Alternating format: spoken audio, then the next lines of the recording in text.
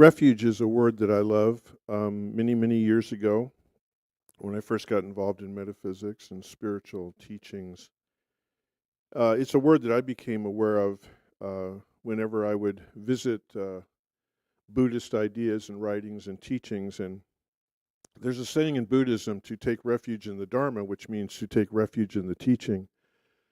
And so I love this idea of taking refuge, taking spiritual refuge. Wherever we may find ourselves, whatever we are confronted with, whatever has been manifested into our lives as a challenge, to take refuge. What do we pull back to as a truth, as a bedrock truth, to know that from this place I can take on whatever this is? I like to think of it as our spiritual home.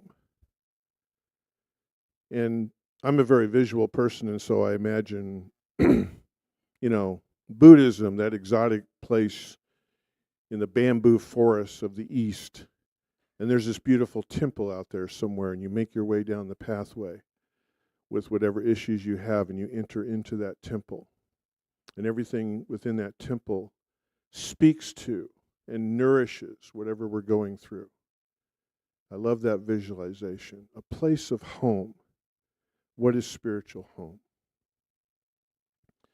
I've been spending the last 2 weeks absolutely obsessed with the Klamath River. And I want to know how old it is, but I did some research, and it was well beyond my IQ points. It got into things like glacial times and pre and past and post, and when the world was being pushed around by all the creative forces that have been going on for thousands, millions of years.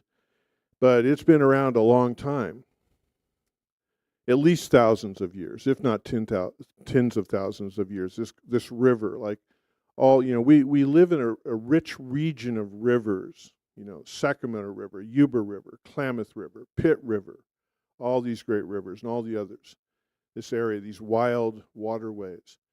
And I believe that when you go back there, you can get kind of a prehistoric sense of them if you can get in between the dams and the power plants and stuff. And so that kind of takes me to what I want to talk about today. But what I did find out is that from the headwaters of the Klamath River to the ocean is 245 miles. And the watershed of the Klamath River, which means all the streams, all the creeks. I want you to remember the word stream. We're going to get there in a moment. Hundreds of square miles of watershed into the Klamath. In 1903, they began to build hydroelectric dams on the Klamath River. And by the time they were done in 1962, they had 4. And so basically, if we think of ecosystems, and I want us to think for a moment specifically of one ecosystem, which is the salmon. How long have the salmon been going up and down the Klamath River? Again, thousands of years. I looked that up. Nobody really knows. I mean, somebody in UC Davis or something, they know. But I don't know. But it's thousands of years. And so when you dam up a river, and I'm not going to I'm not getting into it whether it's right or wrong or whatever, you end up turning that river into small sort of reservoirs, cutting off the flow because now you manipulate the flow according to what you want to do. And so the salmon runs were interrupted going back to 1903, so well over 100 years. And so that's the context for what I want to share with you. And where I got this from was a publication called News from Native California. And I just read an article in there. Just months after the historic removal of 4 hydroelectric dams along the Klamath River, I'm sure we've all heard about that, a remarkable recovery brought the salmon home, tributaries, streams. And now over 6,000 salmon have spawned above the 4 dams locations. This is what's remarkable to me.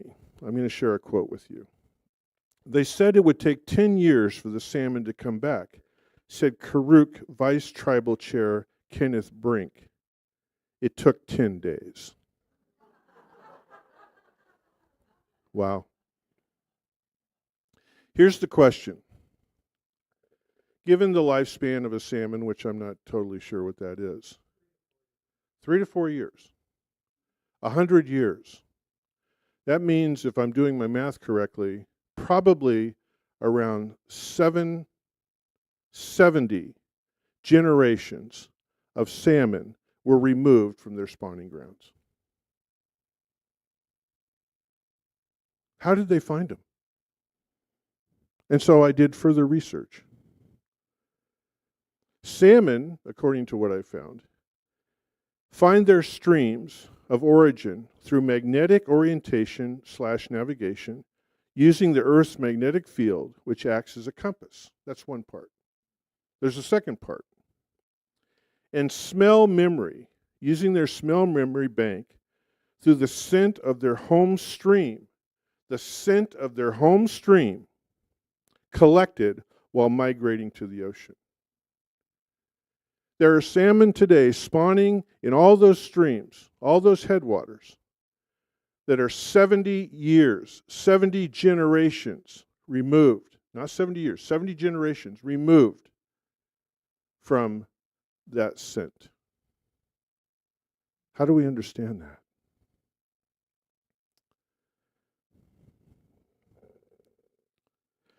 So, I want to read something to you that I found in a website called Hidden Spiritual Significance. Because as a metaphysician, in my training as a metaphysician, my training is, okay, let's look at, magnetism, let's look at scent. What does that mean spiritually?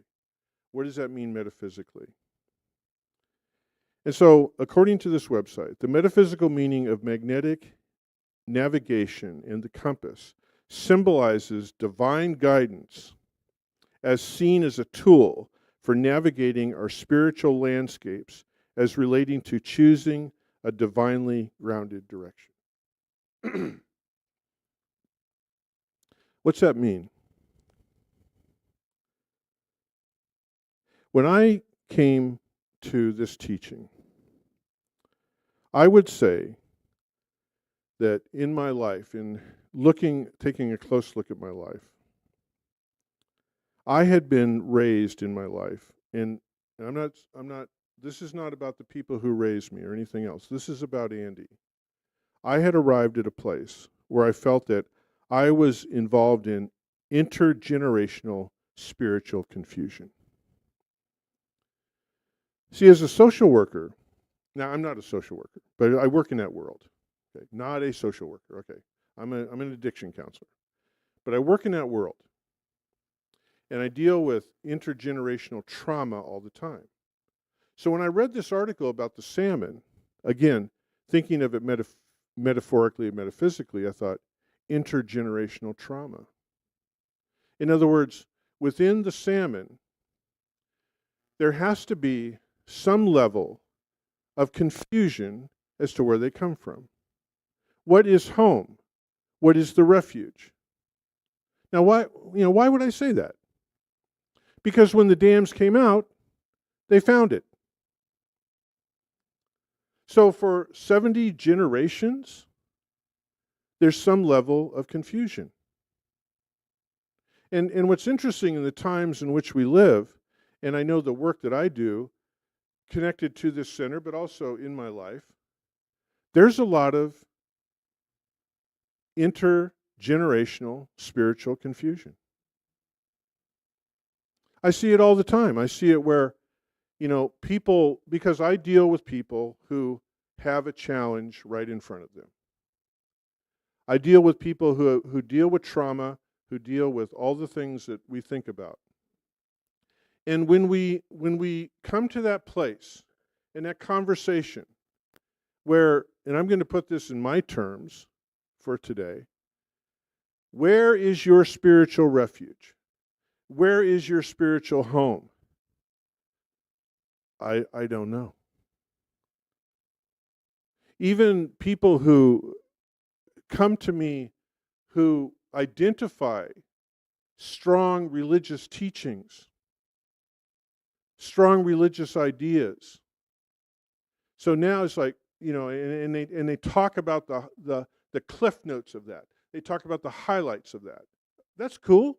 That's great. Where does that live in terms of where you are right now? Again, I don't know.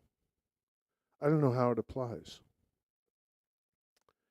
And so this definition that we have from the hidden spiritual significance, this idea that, metaphysical meaning of magnetic navigation and the compass symbolizes divine guidance, as seen as a tool for navigating our spiritual landscape as relating to choosing a divinely grounded direction. Isn't that what this is all about? Any of you, and I know a lot of you in this room, probably everyone in this room, you have faced traumas, you have faced losses, you have faced all kinds of things that are manifested into our life. And so what brings people through, I believe, the door of this building and maybe other buildings in town on a Sunday morning are people who are looking for, how do I sort this out? But now let's come to the metaphysical meaning of sense, memory, scent. What is that? Navigation associated with spiritual significance to divine restoration healing. Divine restoration healing. Are we all looking for a restoration? And what that means is, and this is a real different shift in terms of religious ideas, is it already there in you, but somehow you're disconnected from it? I remember when I came into this particular teaching, it was like I walked in on a Sunday. Judy, who you've heard me talk about recently, she's the one who turned me on to it.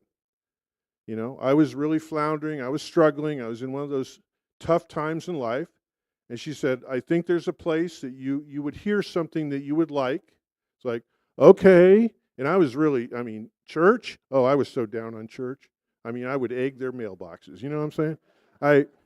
I was so traumatized by religion, didn't want any part of it, but I was so shot. I was so done. It's like, okay. So I went there. I have no idea what I heard that Sunday, but I was home. I was home. That week I was in my first class. I'd been taking classes forever. Most of the 35 years I've been involved in classes. Taking them, giving them, thinking about them, all that stuff. Reading the stuff.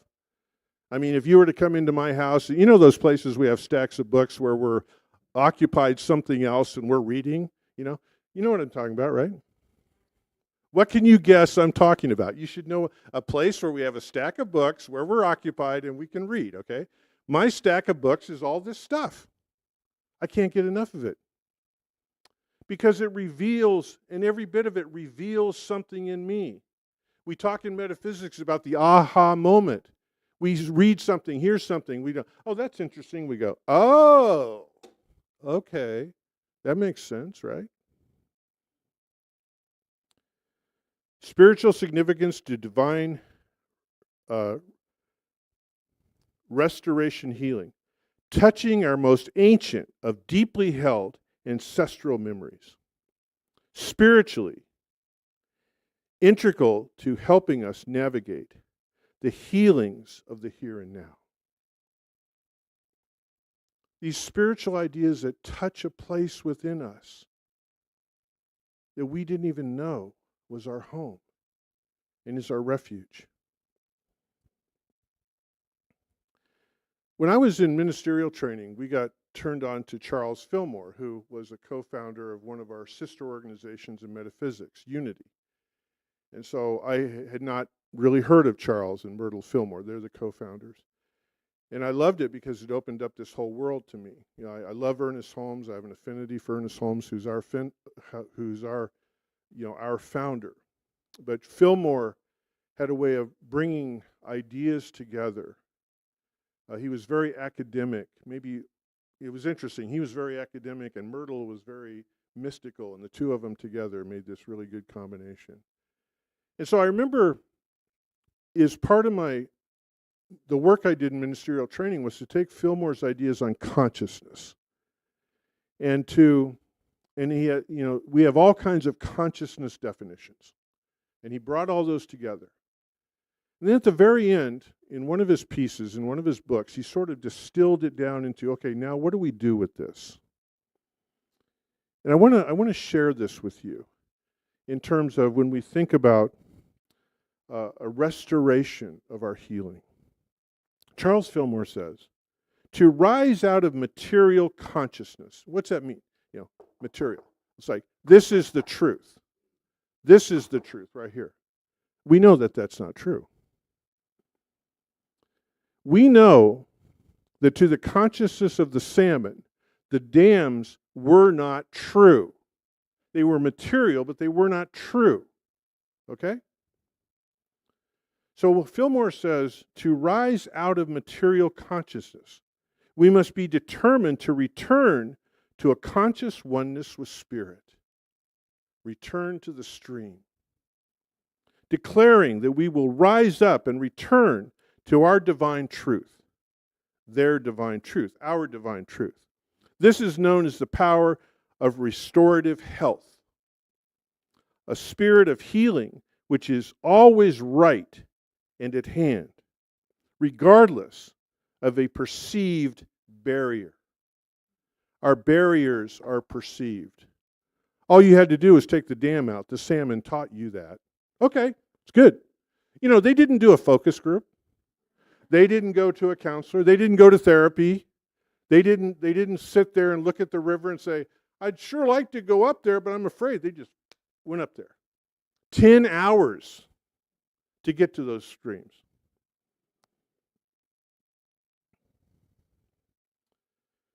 Regardless of a perceived barrier, this requires us to harmonize with what has always been known within our infinite being. So I used to work at the Center for Spiritual Living in Paradise, and we had to get a fence put in there. And so, we hired some company, and a couple of younger gentlemen came in and spent 2 to 3 days putting in this fence. They had to drill holes and pour concrete and just all kinds, whatever they do. And so I had an office coordinator named Julie Cook. And Julie was a great face of an organization. When you go to the dentist, you walk in and there's a receptionist. If you had her as a receptionist, you'd go in for root canals all the time. She could just get you in there, right? I swear to God, she could get Billy Graham to read Ernest Holmes. She was amazing. It was just her, it was just the way she was. And so these guys are there doing a fence for about 2 or 3 days. And I'm in my office, and I'm really into whatever I'm doing, and I'm convinced that what I'm doing is just the end of the world. And she comes in and said, I have the check that I need you to go out and give it to them in the parking lot. And I said, and I was a little bit indignant, like, you don't know that I'm doing world-changing spiritual stuff here. Oh my God, can you see I've got some books open? And I know my eyes were closed, but I wasn't napping at all. I was contemplating. I was a little bit irritated. She goes, you need to take out the check. I said, okay. And she said, I think one of them wants to talk to you. Okay, about fences? no offense to fences, but you have to understand, I was important stuff here, Okay, so I got to where, Julie, it's like, okay. So I go out, and in the back part of the building, there was a picnic table under some trees up there. And it was probably about this time of the year. It was warm, but, it was a nice breezy day, afternoon. He was in the shade, and he was sitting there sitting on the top of that picnic table, like we do with picnic tables. And she told me his name. Hey, what's up, Roger, or whoever it was? Thanks so much for putting the fence in, and here's the check. And so I'm looking at him. He kind of takes the check, and I could see something's going on. And I said, how you doing? Because I don't know what's going on. He said, well, I've been talking to that Julie lady, and she thought that I had a question, and she thought that I should talk to you about it. And I said, okay. And he said, uh, I grew up in such and such a church. And so when he told me the church, I got the idea of what it was, you know. I said, oh, okay, you know, and he said, and I never thought I would be at this church. And I got that too because I was aware that the church he was talking about prayed for us regularly, that we wouldn't burn too hard in hell, you know. So I was kind of aware of that, you know. Oh, okay, you know, yeah. So what do you think? And he goes, well, I have a question for you. And I said, yeah. And he said, do you know what original sin is? I said, yeah, I've heard the concept. I'm familiar with it. He said, well, he said, my wife and I, we had a baby about a year ago, and over this last year, I don't think I can believe that. I said, why? He said, well, my little boy is supposed to be full of sin and born in original sin, and all I see is how beautiful he is and wonderful and how much joy and love he brings into our lives, and I can't imagine that he's any less than that. I said, well, you know, that's an interesting question. He said, what do you think to me? I said, well, I think you're right. I said, I think he is beautiful. He is full of love. And I don't think he was born in original sin. So he sat there and he goes, well, then that means, and I said, you weren't born in original sin? Yeah. I said, what do you think about that? He said, well, if that's true, that means, and I said, a lot of other stuff comes unraveled, doesn't it? Yeah. He said, I don't know what to do with that. I said, well, I would invite you to take refuge in that. I would invite you for you to call that your spiritual home. But that means, yeah, it means you're going on another journey.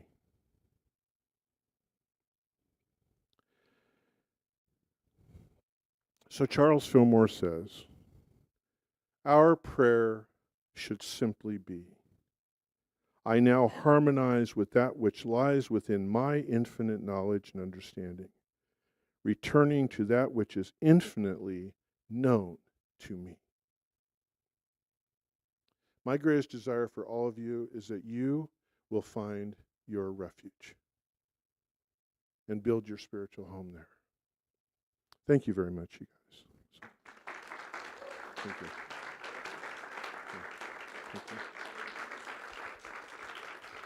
Thank you. Thank you.